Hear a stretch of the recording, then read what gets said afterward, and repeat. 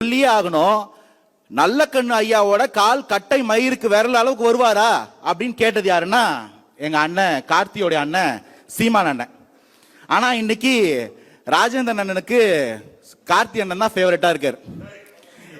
இன்னைக்கு திமுக அன்னைக்கு அவ்வளவு ட்ரோல் மெட்டீரியலா பண்ணவங்களும் 2011 கூட்டணி அமைச்சு அதுக்கப்புறம் அவர்கிட்ட இருந்து எல்லாத்தையும் புடுங்கின அதிமுகவும் அண்ணனுக்கு நல்லவங்களாயிட்டாங்க.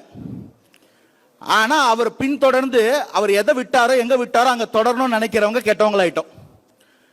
அன்னைக்கு அவங்களை கேள்வி கேட்டிருப்பாரு, அண்ணன் நல்ல வீச எல்லாம் அண்ணன் பாக்குறதுக்கு வீரத்தோட டிப்போ மாதிரி இருக்காரு, இன்னைக்கு என்னைக்காவது ஏண்டா அப்படி சொன்னீங்க விஜயகாந்த் ஐயாவை கேட்டிருப்பாரா? ஆனா அண்ணனோட வாய்ஸ் பெருசு, அதனால அப்படி இருக்கு. சீமான் அண்ணன் சொன்னார், ரொம்ப வருத்தப்பட்டார் கார்த்தி அண்ணன். எனக்கு கூட ரொம்ப வருத்தமா தான் இருந்துச்சு. முதல் நாள்லாம் என்ன சொல்லிட்டு இருந்தாங்கன்னா, ஐயோ தம்பி விஜயோட மனநிலை யோசிக்கணுமே. அன்னைக்கு அவர் கிளம்பி வந்துட்டாரு சென்னைக்கு. ஐயோ தம்பி விஜயோட மனநிலை எப்படி இருக்கும்னு யோசிக்கணும் சொன்னது சீமான் அண்ணன். 3வது நாள் பிரஸ் மீட் மாறுது. மாத்தி பேசுறதுல அண்ணனுக்கெல்லாம் ஒன்றும் பிரச்சனைலாம் இல்லை, ரெகுலர் கண்டென்ட் தான். ஆனா அவரோட கண்டென்ட்டின் பீக்கா நான் பாக்குறது என்னன்னா, 41 பேரும் 10 குழந்தைகள் உட்பட 41 பேரும் சாக வேண்டியவர்கள் தான் சொன்னது சீமான் அண்ணன். அண்ணன் உங்களுக்கு மாற்று கருத்து இருக்கா? என்கிட்ட ப்ரூஃப் இருக்கு, பிளே பண்ணலாமா? 41 பேரும் சாக வேண்டியவர்கள் தான். அப்படி ஒரு விஜயோட கூட்டத்துக்கு போனா சாக வேண்டியவர்கள் தான் சொன்னது சீமான். பாருங்க எவ்வளவு பெரிய சைலன்ஸ் கிரியேட் ஆகுது. உங்கள யாரையாவது எனக்கு பிடிக்கலன்னா நான் அடிச்சுலாம் கொள்ள மாட்டேன், விஜயோட கூட்டத்துக்குள்ள தள்ளி விட்டுருவேன், போய் செத்துட்டு வான்னு சொன்னது அதுவும் சொன்னது சீமான் அண்ணன். ஆனா இன்னைக்கு எங்க அந்த அக்கறை வந்ததுன்னு தெரியல, ஆஹா ஓஹோன்னு கத்துறாங்க, பயந்தாங்கொழின்னு டேர்ம் பண்றாங்க. முதல் விஷயம், கரூர் மேட்டர் சப்ஜுடிஸ் கோர்ட்ல இருக்கு. இன்னைக்கு அந்த விசாரணை எங்க போயிட்டு இருக்குன்னு எல்லாரும் பார்த்துட்டு இருப்பீங்க. கேஸ் யார் மேல போயிருக்கு, விஜய் சார சென்னைக்கு போக சொன்னது யாரு, பாதுகாப்பு கருதி. நீங்க இங்க இருந்தீங்கன்னா இன்னும் கேஆஸ் அதிகமாகும், தயவு செய்து கிளம்புங்கன்னு சொன்னவர் யாரு? ப்ரூஃப் எங்க கிட்ட இருக்கு, அது கோர்ட்ல கொடுத்துருக்கோம். கோர்ட்ல கூப்பிட்டு என்னப்பா போக சொன்னீங்களாமன்னு கேட்டா பதில் இல்ல காவல்துறை கிட்ட. வண்டி அப்படியே கரூர் பக்கம் திரும்புது. உண்மையை ரொம்ப நல்லா மூடி வைக்க முடியாது. ஆனா சென்னைக்கு வந்துட்டாரு கோழை. ஐயோ ஆமாமா கோழை தான். ஆனா தனி மனிதனுடைய பிரச்சனைக்கு வலசரவாக்க காவல்துறை சொட்டி கூப்பிடும் போது, என் உலர்மார்ந்த சொந்தங்களே என்ன காவல்துறைக்கு அழைக்கிறார்கள், தனியா போ பயமா இருக்குன்னு யாரும் நாங்க கூப்பிடலையே. யாரு கூப்பிட்டா நான் சொல்லணுமா? நீ யாரு பயந்துருக்காங்க? எங்களுடைய சந்தை மதிப்பு 1000 கோடி. 1000 கோடி கொடுக்கறன்னு சொன்ன ஆஃபர் பண்ணவன் யாரு? வெளில சொல்லு, நீ தான் நல்லவனாச்சே. உன் ஓட்டுக்கு ஒருத்தன் காசு கொடுக்கறன்னு சொல்றான் 1000 கோடி, ஸ்டேஜில் அதை டிக்ளேர் பண்றீங்க. கொடுக்கறன்னு சொன்னவன் யாரு? ஒயிட்டா பிளாக்கா சொல்லணும்ல. நம்ம நல்லவங்க தானே, நல்லவங்க தானேனா? 1000 கோடி இந்த 8% கொடுக்கறன்னு சொன்னவங்க யாரு? அந்த 8%ல வந்து உட்கார்ந்து சொரண்டிக்கிட்டு, என் தம்பி விஜய் மைக்கை கையில் எடுக்கவா, கேம்பெயினை தொடங்கவா, அவரே பாடி விட்டார். அதுல எங்க பர்சன்டேஜ் இல்லையா?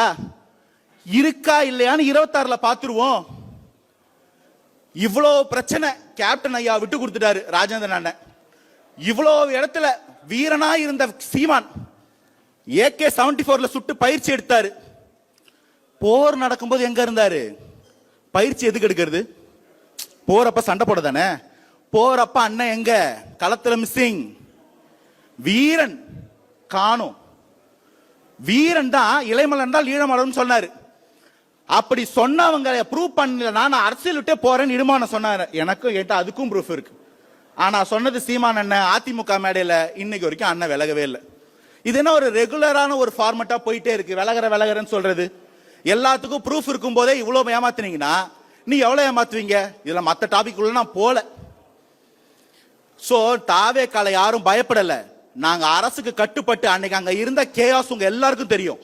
தாவேக்கா கொடி போட்ட ஒவ்வொருத்தரும் லட்டி சார்ஜ் எடுத்து கலைச்சு விட்டாங்க. ஆனா அதையும் சட்டமன்றத்தில் இல்லைன்னு சொன்னார் முதல்வர். அதுக்கும் ப்ரூஃப் இருக்கு. இதுல எதை நீங்க போடுவீங்கன்னு தெரியாது, எல்லாத்தையும் நான் தனியா போடுறேன் என் பேஜ்ல. வாய்ப்பு இருந்தா பாருங்க. ஒன்னுத்துக்கு கூட நான் ஆதாரம் எல்லாம் பேசல.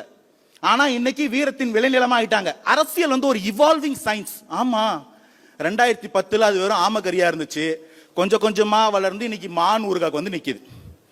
2010 வெறும் AK-74 இருந்துச்சு, இன்னைக்கு வளர்ந்து வளர்ந்து அது பீரங்கி துப்பாக்கியா வந்து நிக்குது. சோ இப்படி ஒரு வளர்ச்சி தான் இங்க வளர்ச்சினா அந்த ஒரு கரும்பு பிடிச்ச அரசியல் எங்களுக்கு வேண்டவே வேண்டாம். நான் திரும்பவும் கன்ஸ்ட்ரக்டிவா போறேன். தமிழகம் இந்தியாவிலேயே இன்வெஸ்ட்மெண்ட் ஈர்த்ததுல கடைசிக்கு வந்துருச்சு, வெறும் 4.5%. பக்கத்துல இருக்கிற ஆந்திரா பாதி தெலங்கானா போயிடுச்சு இல்ல, 25.9%. கூகுள் டேட்டா சென்டர் அங்கதான் இருக்கு, குவாண்டம் வேலி அங்கதான் வருது, ஏஐ யூனிவர்சிட்டி அங்கதான் வருது. ஏன்டா தமிழ்நாட்டுக்கு எதுவும் வரல, எப்படா கேட்பீங்கன்னு நான் கேட்கிறேன். யாரும் கேட்கவே மாட்டீங்களே. கிக் எக்கானமி, இங்க நம்மள எத்தனை பேரு பாக்குற வேலை பத்தாம வீட்டுக்கு போகும்போது ரேபிடோ ஓட்டு போயிருக்கீங்க? எம்பிபிஎஸ் முடிச்சோன்னே எம்டெக் முடிச்சோன்னே ரேபிடோல வண்டி ஓட்டுறான். டாக்டரா இருந்தா 15,000 வருமானம், வண்டி ஓட்டினா 20,000 வருமானம் நிலைமைக்கு எம்பிபிஎஸ் எம்டெக்கையும் நம்ம அங்க தள்ளி வச்சிருக்கோம். அதை பத்தி இந்த மாநிலத்துக்கு ஒரு பாலிசியே இல்லையே. வாழ்வாதாரத்துக்காக ஆட்டோ ஓட்டுறவனுக்கும் வயிற்றுக்கு பத்தல ரேபிடோ ஓட்டுறவன் நடுவில் சண்டை. அரசாங்கம் இதையும் வேடிக்கை தான் பாக்குது. இந்த அரசியல் எங்களுக்கு கிடையாது. வெறும் பிளேம் கேம்னா உங்க எல்லாரோட வண்டவாளத்தையும் நான் 75 வருஷம் 53 வருஷம் 15 வருஷம் அட்டவணை போட்டு எடுத்து வச்சிருக்கேன். நான் ஏன் அதை பேசலன்னா, ஒரு மாற்று வேணும். இங்க இருக்கிற பிரச்சனை என்ன, தீர்வு என்ன, இதை பேச ட்ரை பண்றேன். ஆனா வெறுமன தாவேக்காவை, எனக்கு இப்பதான் புரியுது இந்த டைட்டிலோட அர்த்தம். ஏன்டா ஜனநாயகன்னு போட்டு என்ன அடிச்சு எம்மு போட்டிருக்கீங்கன்னா, ஜனநாயகனுக்கு எதிராக பேசுறதுக்காக எல்லாரும் யோசிச்சுட்டு இருக்கீங்க. பேசுங்க, நல்லா பேசுங்க.